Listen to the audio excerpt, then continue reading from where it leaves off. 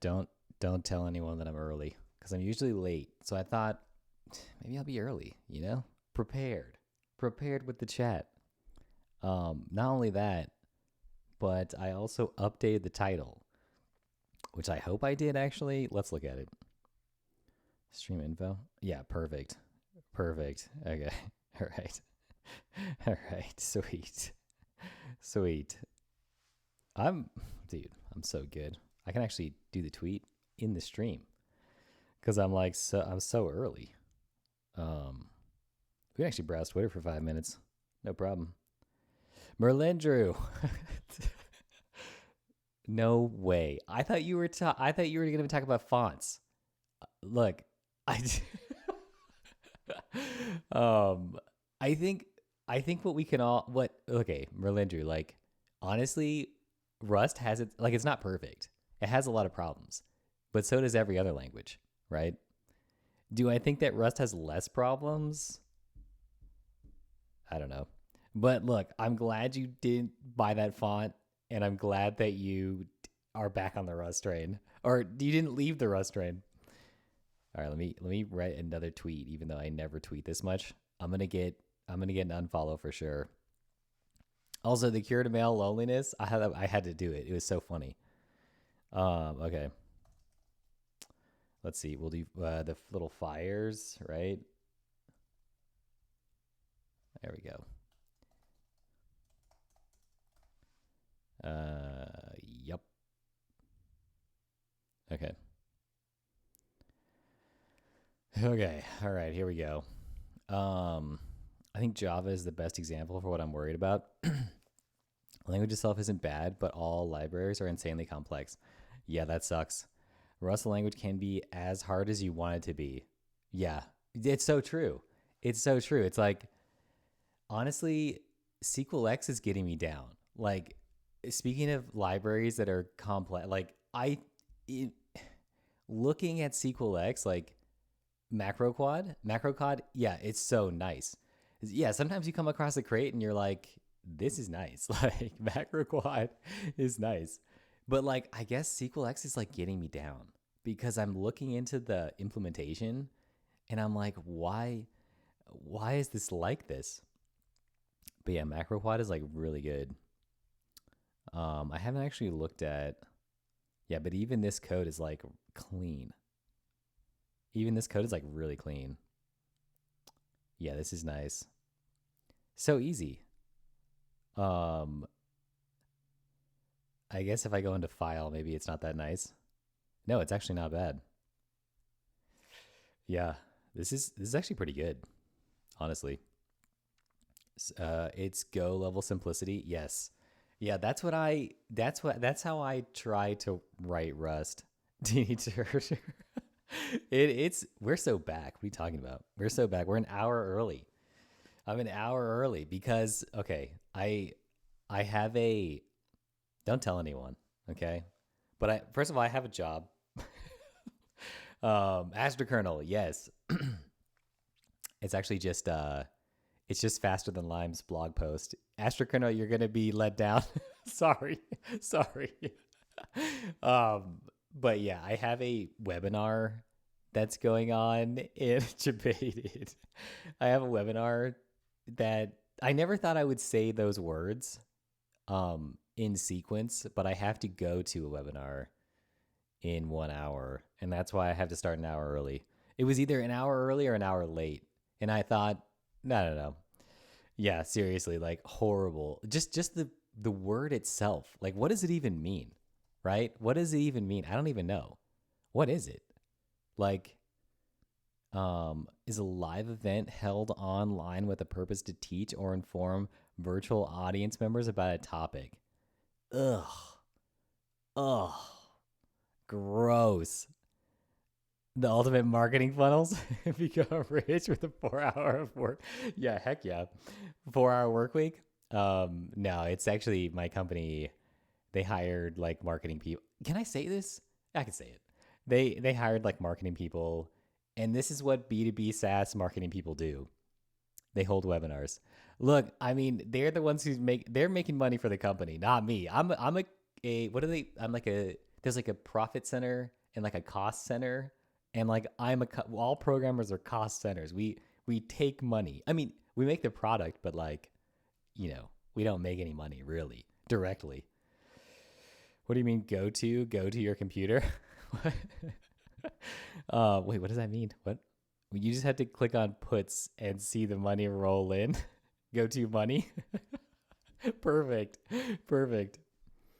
Oh yeah, go to a webinar. Yeah, go to my computer. I'm just gonna stand here and I'm gonna be on Zoom, right? Why have you kept today's topic as such? Yes, exactly. That's what it is. That's so we're gonna get through it though.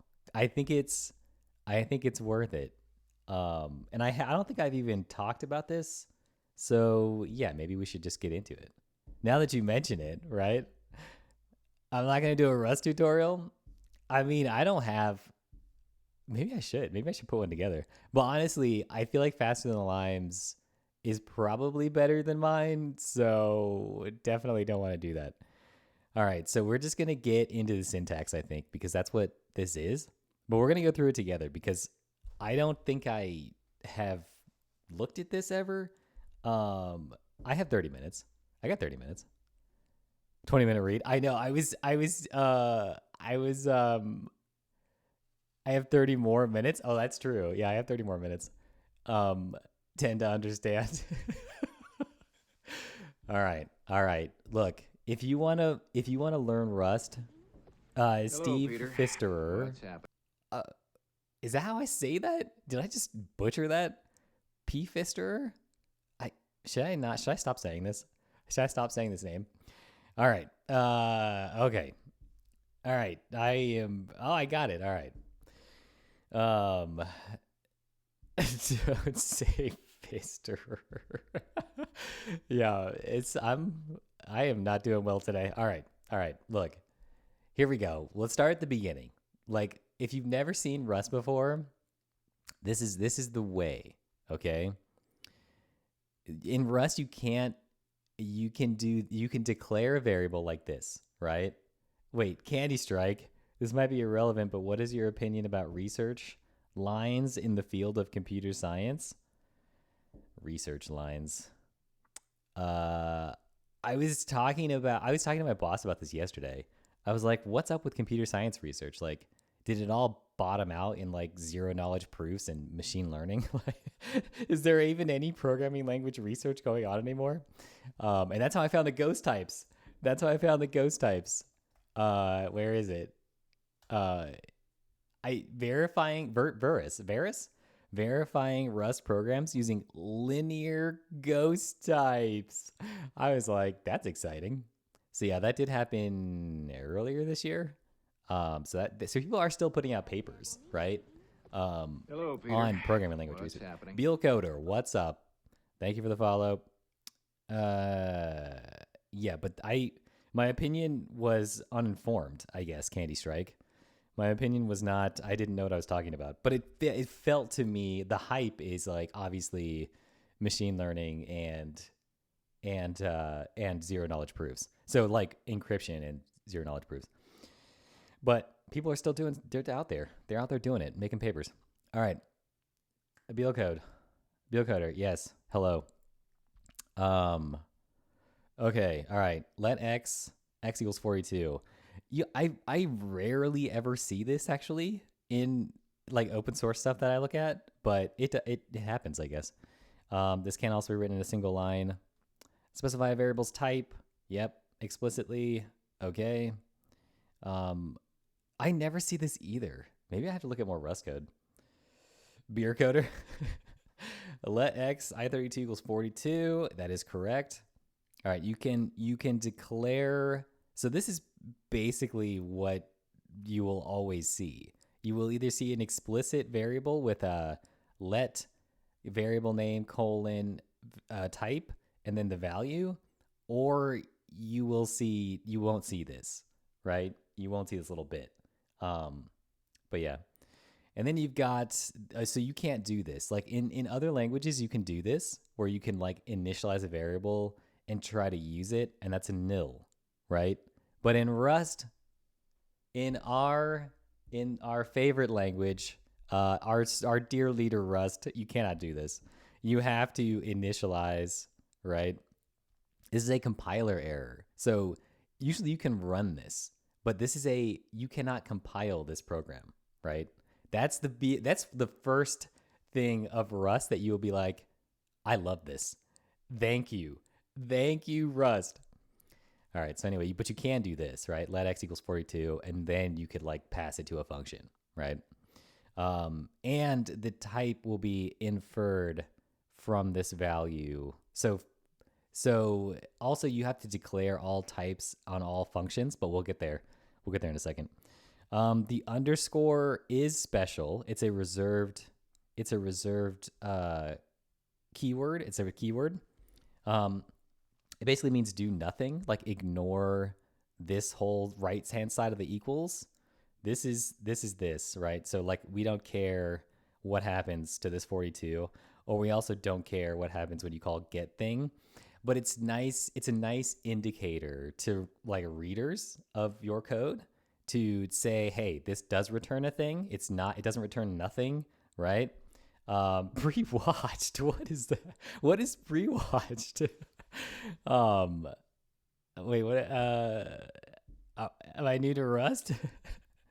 I'm new to Rust. If the variable gets assigned in another scope, pre-recorded. What is happening? Oh, because I wasn't paying attention. Chat. You're mentoring on company time. If the variable gets assigned, that's true. Rust is beautiful. Yes, it is beautiful. If the variable Jetpack Joe, if the variable gets assigned in another scope, don't you need to declare it beforehand? If the variable gets assigned in another scope, say an if else, don't you need to declare it beforehand? So if else actually returns XYZ, it actually returns. Let me just make this bigger. Hold on. We'll just get rid of this. We'll get rid of this guy. We'll do a little this, and then we'll get this. We'll move this down. Right there we go. Okay. So if I have like XYZ, right, that just does nothing, which you don't need to do this. And you have if true, right? Else, right? So you're saying like let x equals, you just initialize and then you go x1, x2, right? You can do this, but really what you would normally do is you would say let x equals, and then you would just return 1 or 2, right? You would just do this. And then that's how and this becomes like a ternary kind of, right? I think that's what you're saying, right? Is like this x like becomes this. So that's what you return it from the statement. So it's not, if else isn't like quite a statement in Rust. It is a statement, but it's also an expression. Yeah. It's pretty ugly, but I feel it's the most beautiful ugly language. I'm using Andale Mono this whole time, and a theme snippet I stole from a friend is what I had pragmatic. Metamy, don't make excuses. All right, ethical dilemma. Looks like someone is getting paid per line. Wait, what? There's enough similarities that I just thought it was the same, but okay. So you're not actually using Pragmata Pro. If I'm ever paid by line, I'll set Rust format to a line. Yes, exactly. I have streams to prove. Okay, all right, good. All right, back to we only got 20 minutes left of this. All right, so let's see. Names that start with an underscore are regular names. It's just the compiler won't warn. Yes, it won't warn. So you can give your underscores a variable name too, to get rid of any unused results or options or whatever. So what is it? Separate bindings with the same name can be introduced. You can shadow a variable binding. I can shadow a variable binding. Pre-record. I just realized what that would be, right? I just realized like if I literally went through this, right? I didn't respond to. I wonder if people do that. I wonder if people don't actually go live and they just like record something and say, "Oh, I'm live now." That'd be hilarious. I just realized what that is. That's so funny. That's diabolical. It's diabolical, you know? Okay, all right. All right. Separate bindings with the same name can be introduced. You can shadow. Okay. So I do see that. I do use this. Let x equals 13. Let x equals x plus 3. It actually makes perfect sense. And it's like, yes, of course. You want that. Rust has tuples, which you can think of as fixed length collections of values in different types. So yes, you can do... It has to be a particular length though, right? So this looks like dynamic, which is really cool. But it only... I had to get used to this syntax. Dot on the 0 instead of an index into the tuple. But it makes sense because it's limited length. You're not going to make a tuple of like length 100. That would be out of control. I love this shadowing, and I miss that in C++. Kevin Koketsu, yes. Wait, don't cry. What? Fake comments to make it seem real? Ooh, ChatGPT comments. I'm writing type system in C. I cry. That is going to make me cry a little bit. Can you teach me how to remove Rust as well? King 440? Yes, I can. Look, we're going to get a can of WD-40 out here. Peter. Wait, does that actually... Does that remove Rust? Shadowing is death, but also useful. You can implement this in C or Oberon easily. I may or may not have written code that consists of the same variable redeclared 12 times in a row. That's how you do it, though. That's how you do it. All right, back to this. So the tuples are cool, but they're like, you want to keep their length short, right? And I usually use tuples when I'm doing like a if let or like a compound like match, right? Like if I have two things that I want to match on that are sort of coming from two different places, that's what I use. Tuples are read only.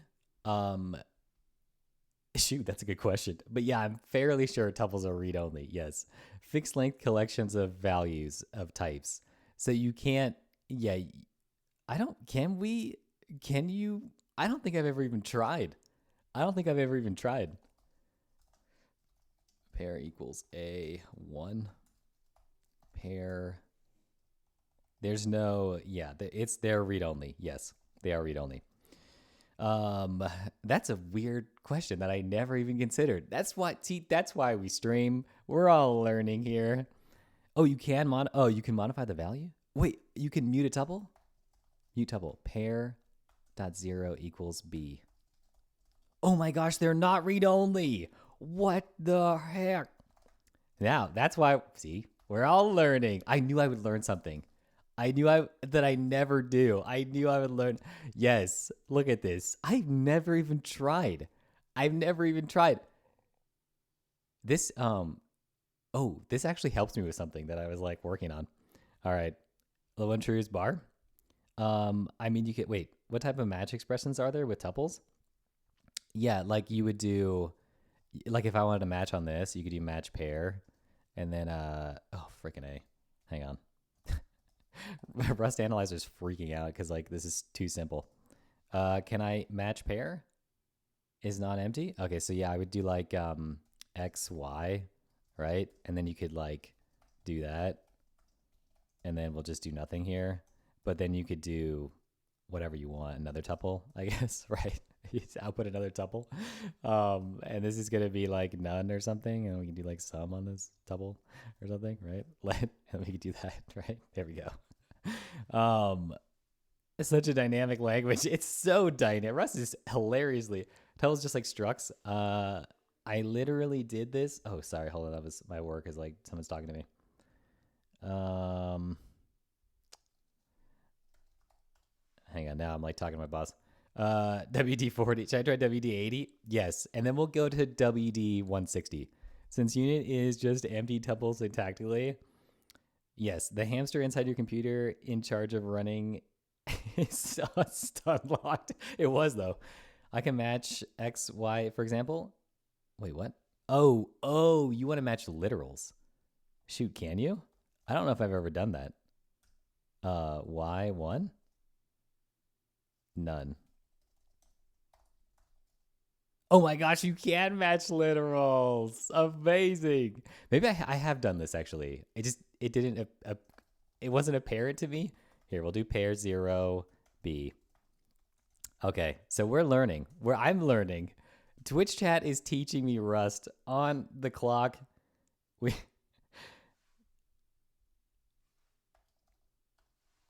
All right. All right.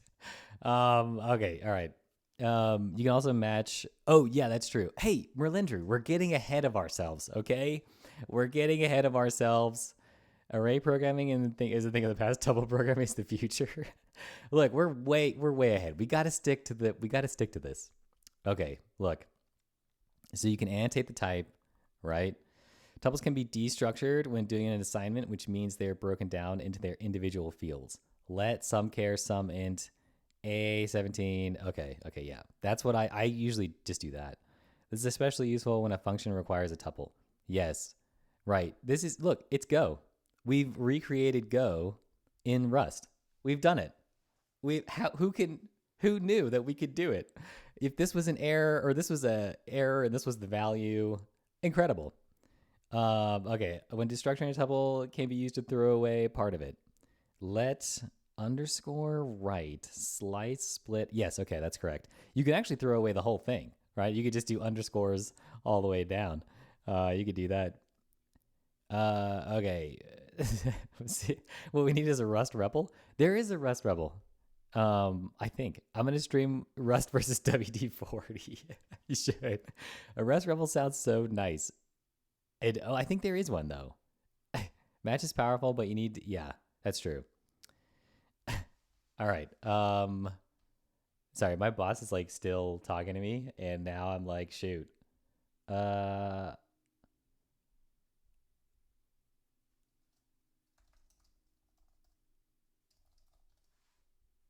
Okay. All right. I hope he's not watching this. He's like, you're doing Rust on the thing. Okay, so the semicolon marks the end of a statement.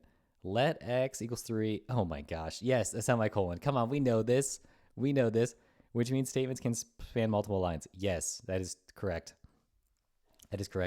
Yeah, okay. Wow, this is a lot of syntax to throw at us, even though we haven't even gone over any of this, but whatever. Oh, okay. We'll go over, okay. Fn declares a function. Here's a void function. So, like, look at how simple Rust can be. Okay, everyone's scared. Don't be scared. Don't be scared of Rust. Embrace Rust, okay? Rust will embrace you.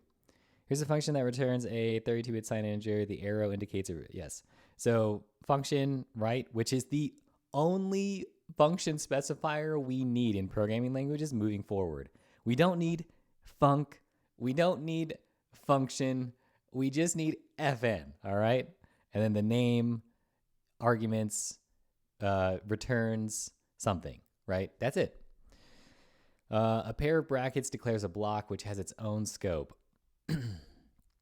Yes, let x equals out, and then you can do x is completely different in this block, right? This is a completely different x. No borrowing stuff going on here. No problem. And then, yes. Blocks are also expressions, which means they evaluate to a value.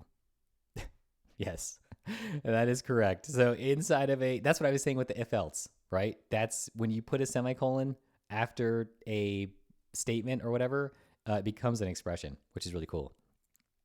Bosses. Yeah, it's true. You can learn C without pointers. Okay. We don't need fun in programming. We don't need fun. Yeah. What is that? Kotlin? Kotlin's fun, right? Kotlin function declaration. That's one thing that bugs me. Yeah, fun. It's like, just go all the way, right? Just go get this. Like, what? Don't be lazy. Like, come on. I need fun. Functions are fun. Just do boring stuff.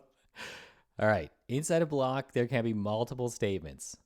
Yes, there can. And then, so in Rust, the last line of a list of statements is that doesn't end in a semicolon is the return. Even the semicolon returns. So the last line always returns, right? I think that's he didn't really talk about that, but yeah. And that's why omitting the semicolon is the same. Oh, okay. Okay, there it is. Okay. So you could do explicit returns or you can do implicit returns. My opinion, implicit returns. Explicit returns, like, what are we doing here? What are we doing? Like, the compiler, if the compiler understands, that's what you should be doing. Just because you don't understand that something returns, that's on you. That's a skill issue, okay? This right here, explicit returns is a skill issue. I'm going to say it right now, all right? All right, so a fair dice roll, I-32, if feeling lucky, 6. Yeah, that's what I did earlier. Yes. So this whole thing returns an I-32. Match is also an expression. Okay, so this is the same as this. In fact, Rust Analyzer will go back and forth for you, right? It'll, if I can do this correctly, right? It'll just go back and forth. Maybe it won't. If there's only 2, maybe. Oh, there we go. So if there's only 2 match statements or match pairs or whatever, it'll just go back and forth, right? It'll just do this forever and ever, right? So that's pretty cool. Let's see. A match is also an expression. Oh, I already said that. Dots are typically used to access fields of a value. Yes. Okay, so this is the tuple thing from before. And then this is returning a struct that you cannot see. But assuming it was a struct, dot is the thing. Just like Java, same old, same old. Or call a method on a value. Let Nick is faster than Lime, Nick.len, right? Yeah. Wait, what? You're scaled down. What's happening? Or call a method on a value, right? Yes, okay, .len, right? So this is a value itself, right? This is a field in a struct. This is a function. You could tell because of the parens. You could tell because we got those parens, baby. All right, the double colon is similar, but it operates on namespaces. Yes, in this example, so this, honestly, this is a Rubyism, which I do love. I've always loved this. Wait, else statement, yuck. I do love this. But in Ruby, it actually makes less sense because at the end you call dot, but you're like, why did you stop, right?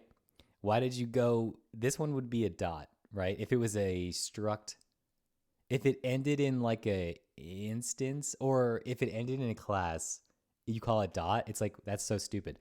So this is stud compare min 3.8. So this is how you like navigate from the standard library to through things without like a use directive, right? So this is like the compare thing, right? Yes, this is called a module, or in Rust it's called a mod, right? And so what you do is you do like, you want a mod here, so you want to do mod XYZ, you want to do mod ABC, and then you could put this function here, right? There. So now if I did ABC XYZ, that would call that module, right? I'm running out of stupid things. Whoa. All right, there we go. Oh my gosh. It needs to be public, but anyway, so yes. This is what he's describing, right?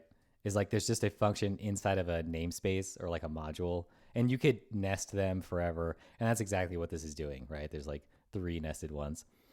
So yeah, you don't have to type this every time. You could use an use, right? Use to get the modules to the function, and then you could call it just bear, the bear function, completely devoid of all traces of where it came from. But I will say, if you do this, right, you use ABC and you call XYZ, so you can still always go definition, right? You can always go definition, right? So it'll just always warp straight to the thing, which is cool. Okay, within use directives, curly brackets have another meaning. They're globs. If we want to import both min max, we can do any of these. So this is also cool about Rust, but realistically, this use stuff, like what you'll do is instead you'll write XYZ and then it'll do the thing for you. See how it just did that? So it says use self ABC XYZ. You just hit enter, and then what happened here at the top? Can I do this? Where's use XYZ? Use ABC. Is there a thing? Did it do the thing? Wait, am I in a module already? Oh, I'm in a module. Here it is. All right, so yeah, this it just does it for, it just appends it for you like Rust Analyzer does. So yeah. You never have to like do this, but you can if it bothers you, right? If you're like, oh, I don't like this, but also this happens too. Like check this out. So if I did use SQLX, SQLite here, right? Or let's do type, right? If I did type and then here, and then these are two separate things, but they should be one. You could just merge imports. Do you see that? Can you see that? Merge imports right there. Do you see over there, over here somewhere? And then you hit enter, and then it does it for you. But it also messed up the formatting in this. So, whew. All right. Where's my ABC? Where's the ABC? Okay, here we go. It's my scratch. So yeah, it does that for you. It does this for you too. Like it doesn't matter. A wildcard lets you import from every symbol in a namespace. I will say you don't typically do this unless the crate gives you like a prelude, right? Wow, LSP. Look, we're learning Rust. Like we have to show like the power of the LSP. Yeah, so we need to use stud star. Yeah, so you normally don't do this star unless it has like a prelude and the crate wants you to do it. So like Dioxys does this, right? Right here, use Dioxys prelude, right? And then elements part of Dioxys. So is this, so is that. This thing is to render's actually a macro. This macro's in there, right? All this stuff is in here too. So yeah, whatever. Yeah, use super inside mod test. That's also true. Yes, thank you.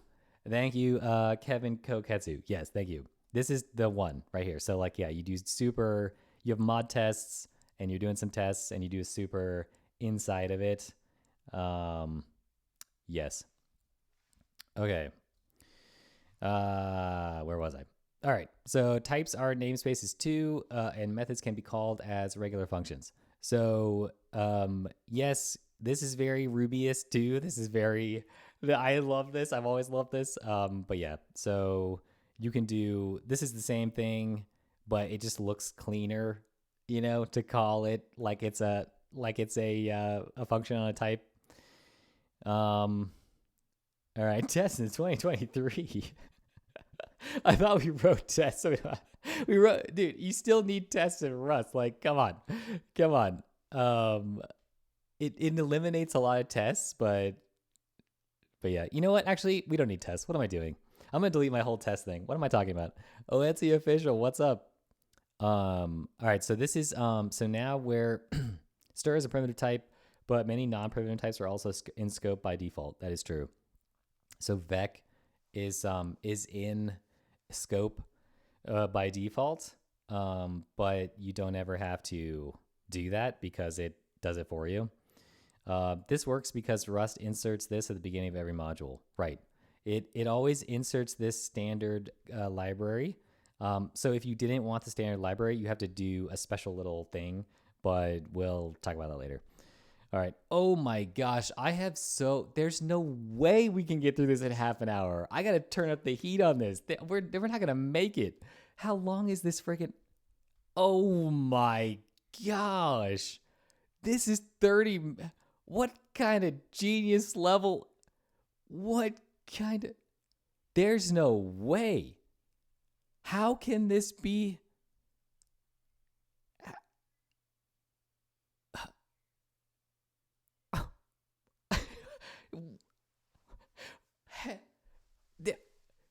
What the frick? We're way up here. All right, I guess we have to go fast. I don't see how you can do it. We're only on Vex. And he's talking about elided lifetimes at the end. Oh my gosh. All right, let's pick up the pace, I guess. My goodness. Wait, I'm not even where I was. Where? Oh my goodness. Okay, here we go. Wow. Jeez. Yeah, freaking his blog posts are always way too long. Yeah, 3 days. Seriously, like what the heck? Between Vec and Vec new.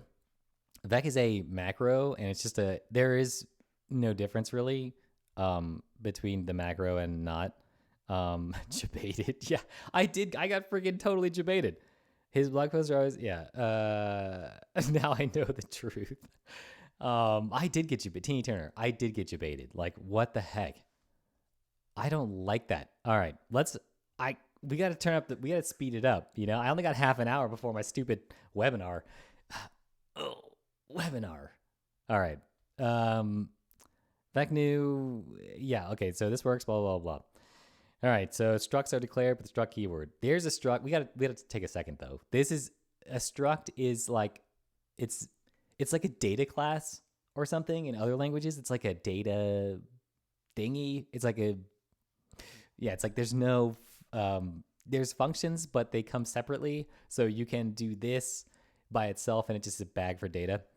And then, so this is how you initialize them with struct literals, right? Like here's your values. So here's your vec, and then here's your fields and your values. The commas in between, blah blah blah blah, right?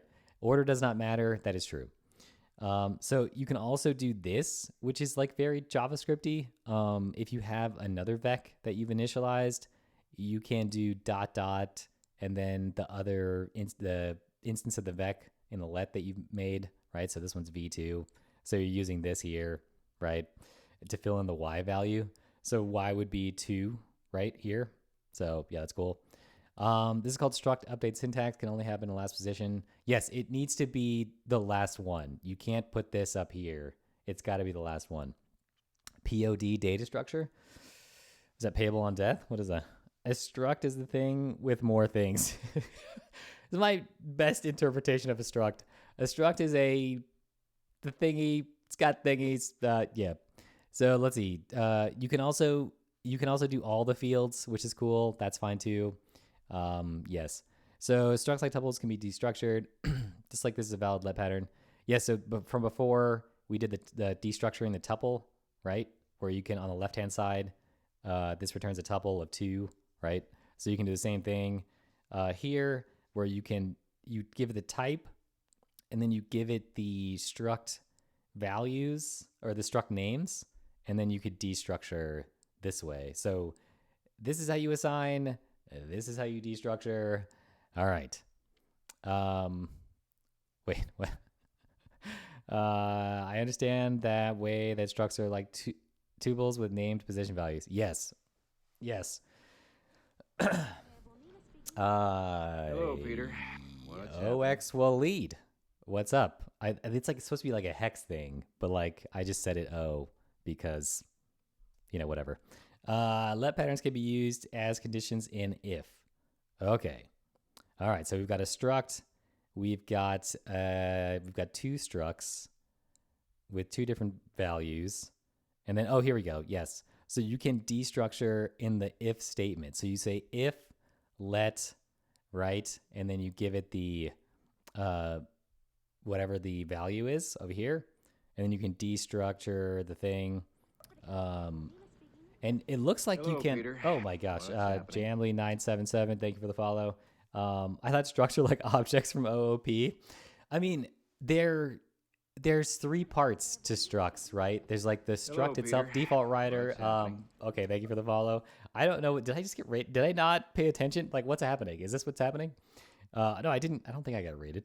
Oh my gosh, mad at me. Don't. Yeah. See you later.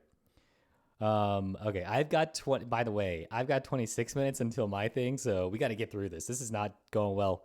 Structs are they're like a subset. Yes, we'll get to impl in a second, but they're separate, right? Like you declare the functions on a struct separately, and then you get all the self stuff, right? You get all the methods. But yeah, so let number, so you can destructure like this, and then you can in the else you do else if let. This is a lot. Usually you would do a match and he'll probably, yeah, okay. So match, you can match on this. So this is equivalent to this, right? This is equivalent.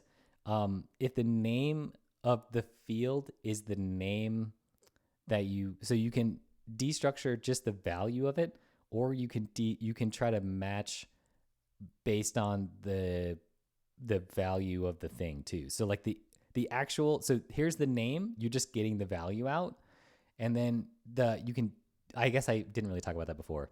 So you destructure on whether or not odd is true or odd is false here, right? And that's how it works, because there's a bool here, and you could do it with the value too, but he doesn't really care to.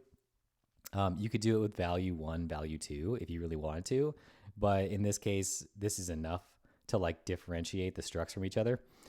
So yeah, but this is a more rusty way to do this.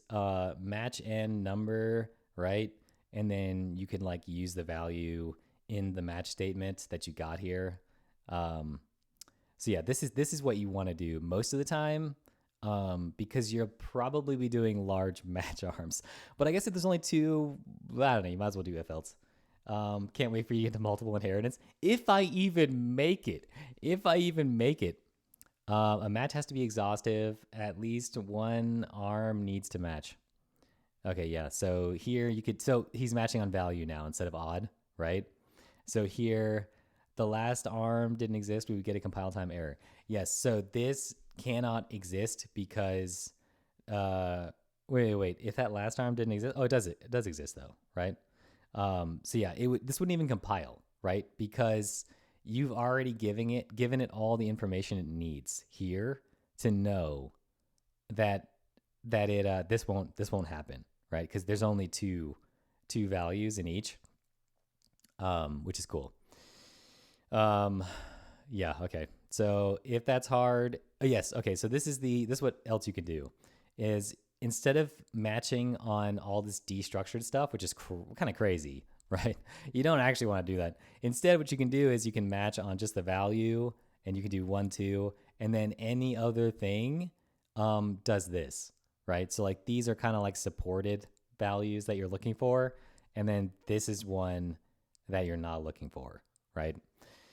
So it's like the catch-all in the match. It's kind of like a case statement, but it's more strict, and it can do more things than a case statement because of the destructuring and all that stuff.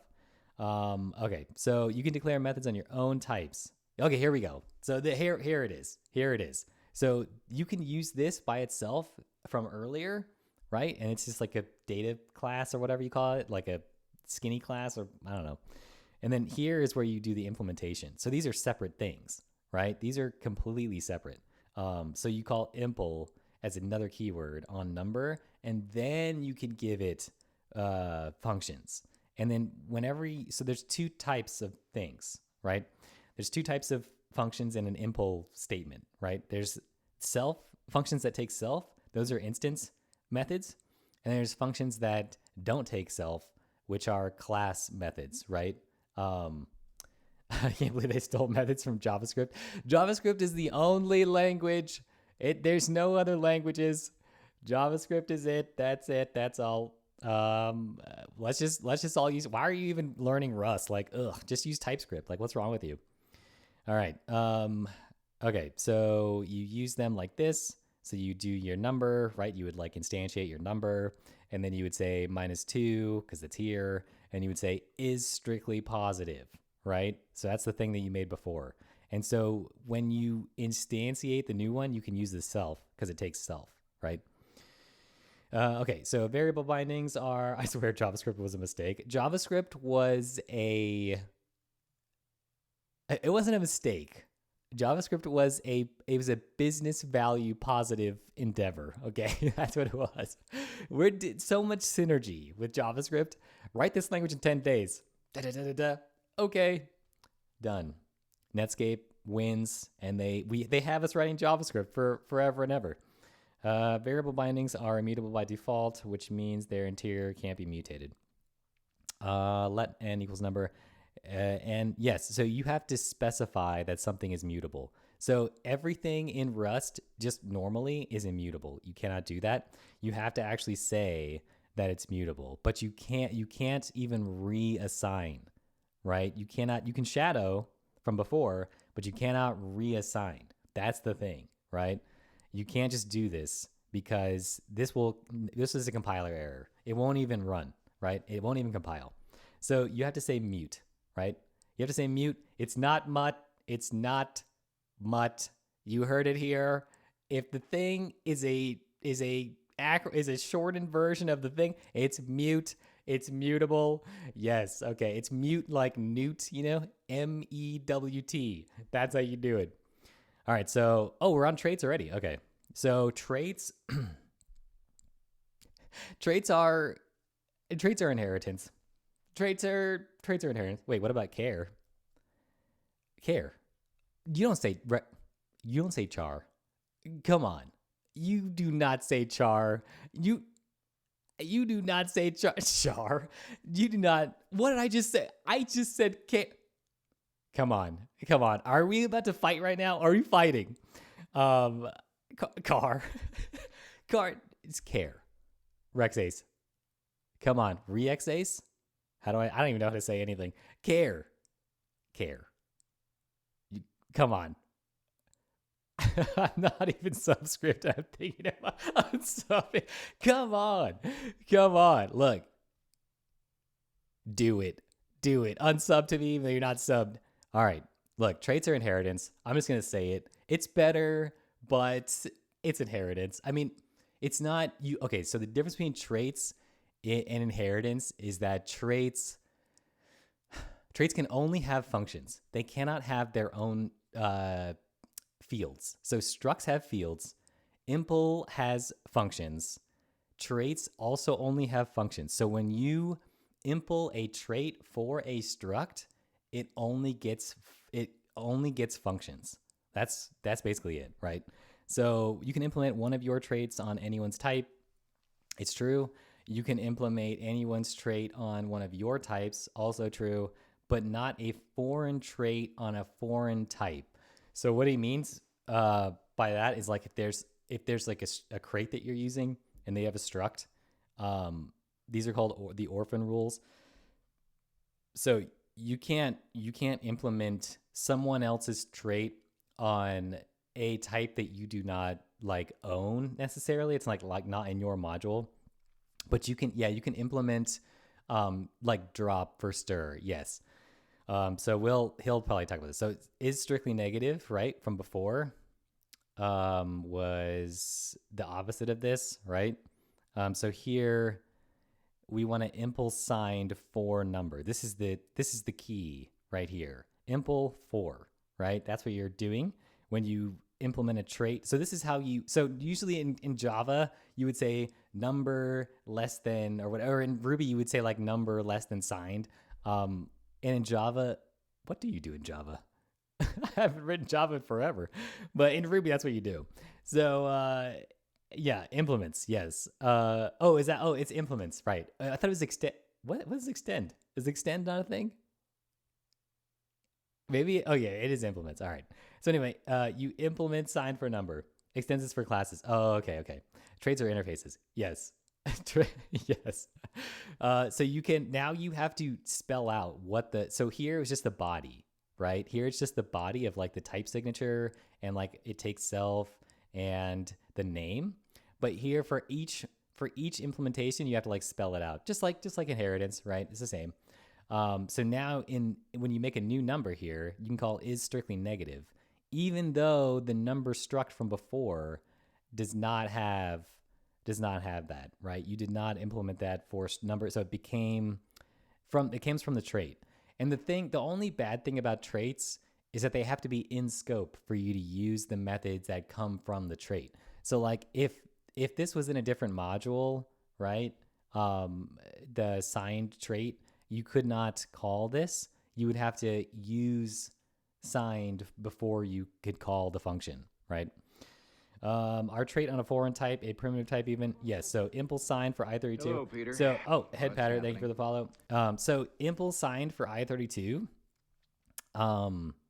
this is a standard or a how do you call it, primitive. This is from the standard library, right? Or like the Rust like base types or whatever. Um, so you can do your own trait for a Rust like base type, which is really cool. So now you can just do a number that's a literal and primitive data type. I mean, that's what they say, primitive. I don't know. But yeah, like you could do it just for a number, and then you could call on this number, you can call is strictly negative, which is really cool. It feels Ruby. It feels Ruby, but it's static, right? Which is really cool. A foreign trait on our type. Right, so the neg trait is used to overload minus the unary minus operator. So even Rust's operators can be implemented for your own struct, right? Which is really cool. Like, check this out. So you set the output, right? Don't worry about this type thing, but yeah, you set the output to what you want this to return, and then you implement. So this operator has a function that's called neg. It takes self. It's an instance function, right? It's an instance method, and it returns a new number, and basically it's just the negative of your struct, right? So this is cool. You instantiate your struct, and then now you can just call negative. The minus sign, incredible. So yeah, this is cool. This is really cool. Oh my gosh, we're not even halfway. Like this 30, I'm gonna have to do I'm gonna have to do 3 streams. Seriously, this is horrible. I kind of like that. Yes, I love that. Yeah, operator overloading. Yes, instead of literally defining behaviors for tokens, bruh, 24-hour stream. I wish. I gotta do stupid. I only have 14 minutes. I'm not gonna make it. This guy said 20 minutes. He said 20 minutes. I believed faster than Lime. Okay. CPP nightmares. Oh, but at least okay. But at least you can follow where it's coming from, right? I think that's the difference. An impl block is always for a type. So inside that block, self means that type. Yes, so you can also do type output self instead of like doing a number. And then you can also just return self as, so this like becomes the number. Since like this is here for, you could just do self to do it like more implicitly, you know? Some traits are markers. They don't say what a type implements. Some methods, they say that certain things can be done with a type. For example, i32 implements trait copy. In short, i32 is copy. That's what they say. So this works. So normally in Rust, you cannot do this with like your own structs, right? You can't just like, because this is moved, right? Instead of copied. But here you can do it, right? Like, and it satisfies the borrow checker. But we haven't even got there yet, so I don't know. Maybe he's leading up to it. Imagine FN operator plus. Yeah, but like at least you could follow the traits, right? I mean, I feel like that doesn't actually happen, but at least you can follow the traits. And I feel like there's a lot of boilerplate stuff happening here that unless you're doing like derived macros or something, you're not going to run into this really ever.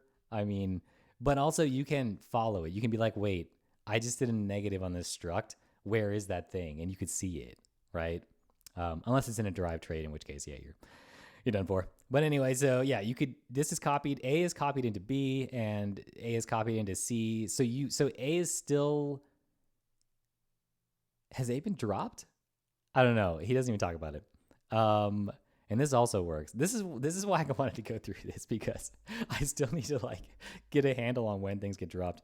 So print i32 x. So usually you cannot do this in Rust. Like this thing was moved, and this thing gets moved. You can't do this usually with like a non-primitive data type that doesn't do copy. But here you can do it, right? And it looks like a normal code. So you have print i32. It just calls print ln, which is a standard library thing. It's a macro, but it doesn't matter. Yeah. Okay. So, but the number struct is not copy. Yeah. Okay. So here, okay, he's going to talk about it. So here's our struct from before, and it does not implement the copy trait. So you can't move n into m and then try to move it again into O. You can't do that. you'd have to do references or something, but we'll get to that. So this will fail, right? This is a compiler error. And it looks like, why would this be a compiler error, right? If you're new to Rust, you're like, what is happening? I hate this. I hate this so much. But we'll get to it. We'll get to it. All right, now that it's this, print number, if n odd. Okay, so you're moving n here, right? So yeah, you can't do that. That's not good. So it's the same thing, right? You have this struct thing that you've made.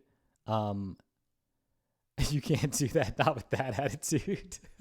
Yeah, if only we could will the Rust compiler to do what we wanted. If only we could will it.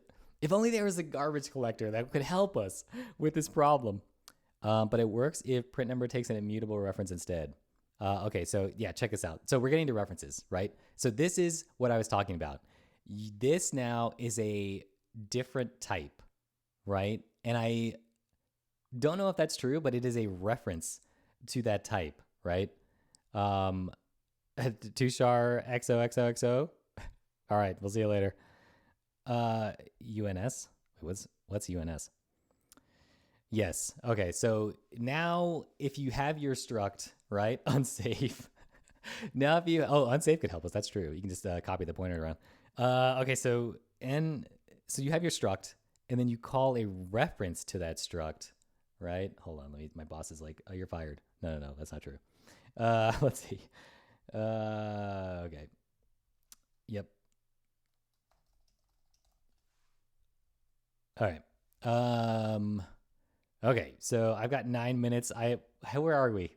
Not even halfway. Jeez. Okay, yeah, it's like passing something by pointer. Yes. Yes, so this is like a pointer in C, but I think we're scared of the word pointer. At least I am, or at least I was scarred by it. So I like to just say reference, right? So this is a read-only immutable reference to number. And you sort of say on the caller side, you say, I'm expecting a reference. And when you call this, you have to pass a reference, right? So you're just borrowing the thing, right? You're not moving it around. So you're just using this, like you're just borrowing this pointer. So yeah, like it is essentially a pointer, but like you're not moving the value. That's what I think people get tripped up with in Rust is like, when am I moving something, or when am I making a copy of something, right? Like in memory, when am I like making my program use more memory, or when am I just gonna like use the same value and just make a quick pointer to that memory, right?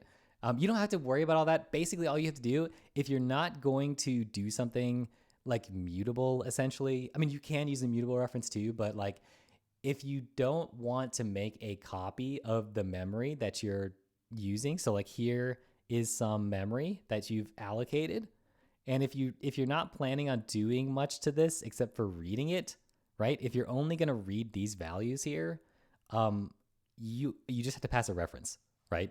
You only have to pass a reference because you're not going to change this in any way. You just care to see what's in there, and that's when you use reference, right? And that's most of like what you would do in Rust. That's it. We made it. That's all.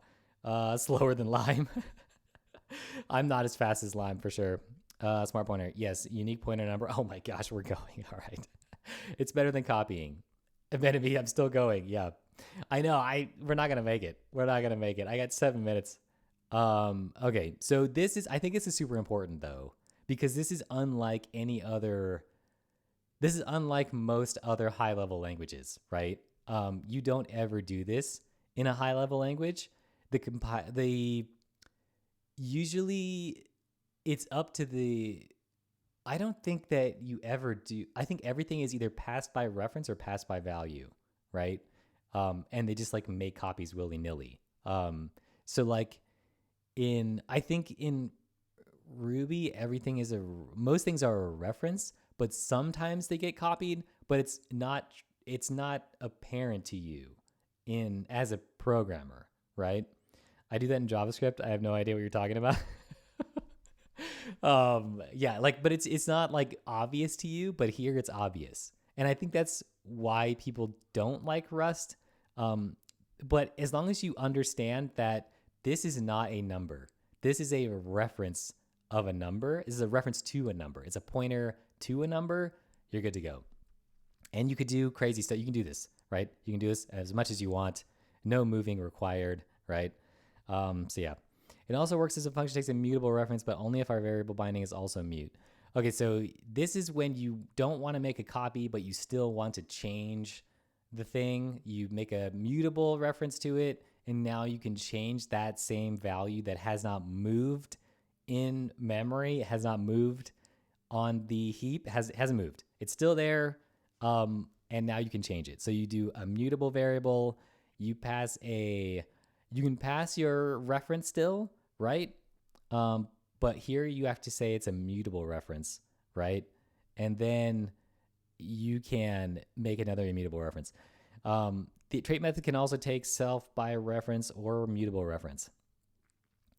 Yes, so you can reference self, and then you have to dereference if you want to do like a new one or whatever. So this with just dereference, it makes a new one. I want to say it tries to copy, or it clones, I guess, right? This doesn't make a copy, I think. I just put in front of all my closure vars to make them feel better.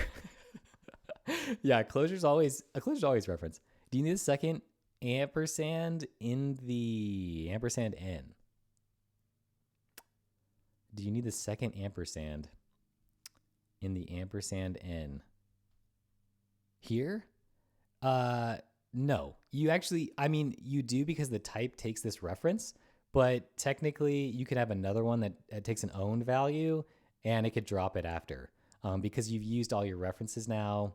And the last statement in this function, since you're not going to use this anymore, you could technically have another function that's like print number owned or something, and it could take an owned value. Oh shoot, I got 3 minutes. All right. Shoot, that I can't. We only got to references. Like we only. Hate that they're not putting what it prints in comments. When do I use Beal Coder? I usually stream at 17 UTC. So I usually start in 3 minutes, but I started earlier because yeah, Rust is huge. When part two tomorrow. Let's do it. You know what? The next we'll get through. We're gonna get through this. No, it's not DD Turner. DD Turner, don't say it. It's not complicated. It's deep. Rust is deep. Okay, it's deep and wide. All right. Yeah, references are easy to understand if you remind people of the borrow checker. That's true.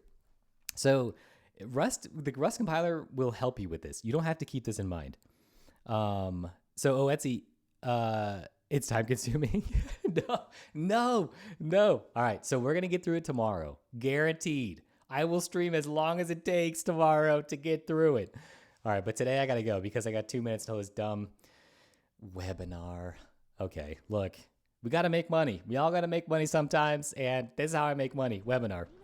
Totoro. Oh my gosh. Okay, thank you for the follows. Hello. I'm just leaving, but yes, I appreciate it. Peter. Yes.